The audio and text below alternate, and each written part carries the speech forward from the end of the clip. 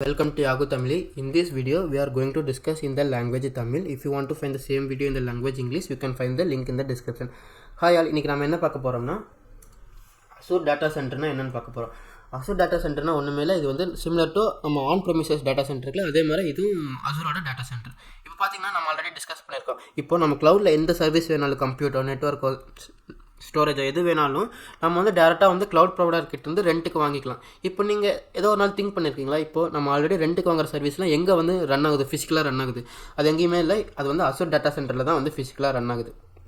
இப்போ நானே காலேஜ் படிக்கும்போதெல்லாம் என்ன நினச்சிட்டு இருந்தேன்னா, இப்போ எல்லா சர்வீஸுமே வந்து க்ளவுடில் தான் ரன் ஆகுது, இல்லை ஸ்பேஸில் ரன் ஆகுது அப்படின்னு நினச்சிட்டு இருந்தேன். ஏன்னா நம்ம வந்து ஆல்ரெடி கேள்விப்பட்டிருக்கேன், எல்லாமே வந்து cloud provider data centre cloud services எல்லாமே க்ளவுடில் ரன் ஆகுது அப்படின்னு நம்ம கேள்விப்பட்டிருக்கோம். அதனால் நம்ம இமேஜினேஷனும் அப்படி தான் இருக்கும், நம்ம க்ளவுடில் ஸ்பேஸில் ரன் ஆகுமே நினச்சிட்டு இருந்தேன். ஏன்னா உண்மையாக அப்படி கிடையாது. ஏன்னா இதுவுமே வந்து ஃபிசிக்கலாக ஒரு பில்டிங், அதில் சர்வர் மேனேஜ் பண்ணிட்டு இருப்பாங்க, அங்கே தான் வந்து எல்லாமே ரன் ஆகிட்டு இருக்கு. இப்போ உங்களுக்கு ஒரு ஐடியா கிடச்சிருக்குன்னு நினைக்கிறேன், Azure டேட்டா சென்டர்னா என்ன, அது எங்கே இருக்குன்ட்டு. இப்போ நம்ம என்னதான் சர்வீஸ் வந்து நம்ம கிரியேட் பண்ணலாம் Azureல, எல்லாமே வந்து Azureோட டேட்டா சென்டரில் தான் வந்து ஃபிசிக்கலாக ரன் ஆகிட்டு இருக்கு. இப்போ பாருங்கள், Azure டேட்டா சென்டர்னா it is not in the cloud or in space. It is the physical infrastructure. இது வந்து similar to our own on premises data center அதே மாதிரி தான் இருக்கும். ஏன்னா அது வந்து மேனேஜ் பண்ணுறது மைக்ரோசாஃப்ட் பீப்புள் வந்து மேனேஜ் பண்ணுவாங்க. இப்போ பார்த்தீங்கன்னா இந்த டேட்டா சென்டரில் have thousands of servers, cables, network, cooling system, security and security guard.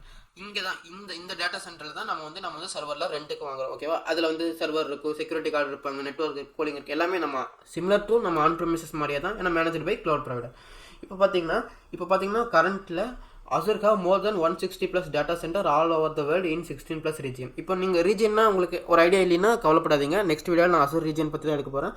இப்போதைக்கு நீங்கள் வந்து Azure வந்து 160 plus டேட்டா சென்டர் வந்து உலகம் ஃபுல்லாக வச்சிருக்காங்க அப்படின்னு அசியம் பண்ணிக்கோங்க. இப்போ வந்து இந்த இமேஜில் பார்த்தீங்கன்னா Azure டேட்டா சென்டர் இப்படி தான் இருக்குது. இந்த ஒயிட் கலர் பில்டிங் தான் Azure டேட்டா சென்டர். இதில் தான் வந்து எல்லாமே சர்வர், நெட்வொர்க் கேபிள் எல்லாமே இருக்கும், செக்யூரிட்டி கார்டு, சிசிடிவி கேமரா எல்லாமே இதுக்குள்ள தான் இருக்குது. இப்போ இந்த டேட்டா சென்டருக்குள்ள பார்த்தீங்கன்னா இந்த மாதிரி தான் இருக்கும், சர்வர்ஸ்லாம் இப்படி தான் இருக்கும். இதில் தான் வந்து எல்லாத்தையும் மேனேஜ் பண்ணுவாங்க. நம்ம சர்வீஸ் எது தான் கிரியேட் பண்ணாலும், ஸ்டோரேஜோ கம்ப்யூட்டர் நெட்வொர்க் எது கிரியேட் பண்ணாலும் இதில் தான் வந்து ரன் ஆகிட்டு இருக்கும்.